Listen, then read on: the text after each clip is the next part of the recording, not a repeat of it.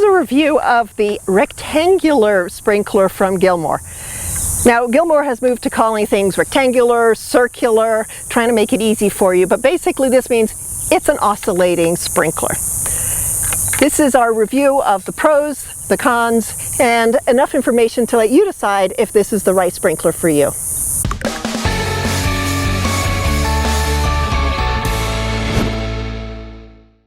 Alright, so starting at this end where you would attach it to the hose. Gilmour has these really nice connectors that spin easily. They are easy to grip, and connecting it up to the hose is pretty simple.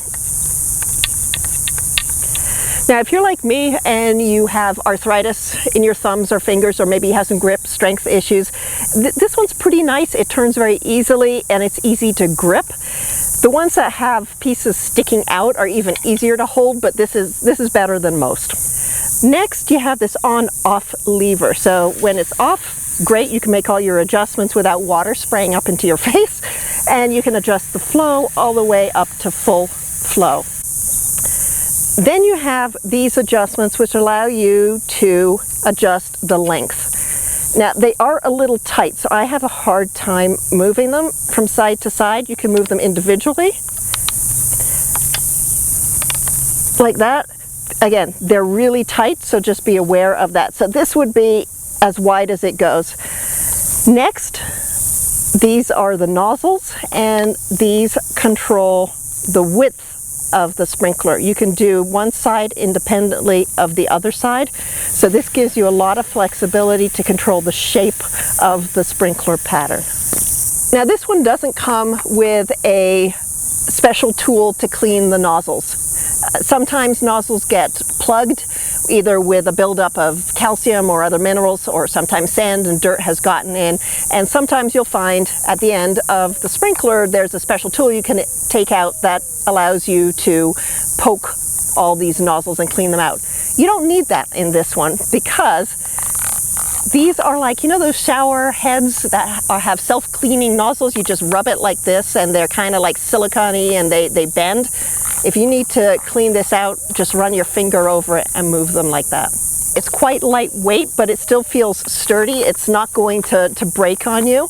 When Gilmour tested this, they found that at full pressure, they could cover about 4,000 square feet with this. We tested it at 40 psi, which is fairly normal household pressure. Maybe a little on the low side. We're running on a well here, so it's a little lower.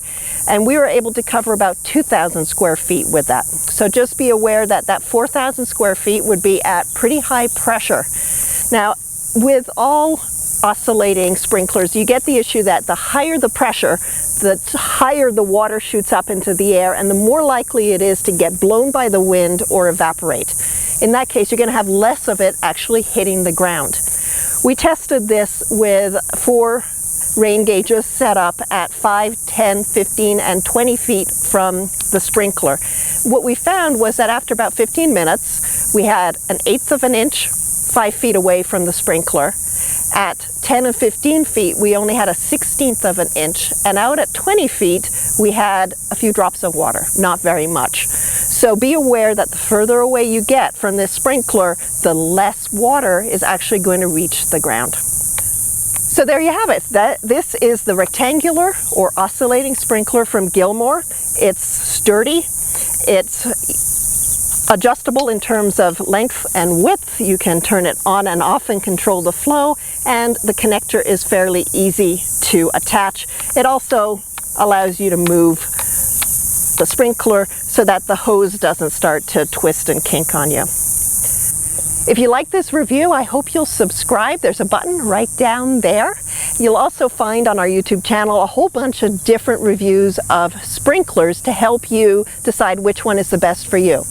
If you want to see a detailed review of this sprinkler, you can find that at gardeningproductsreview.com. Bye for now.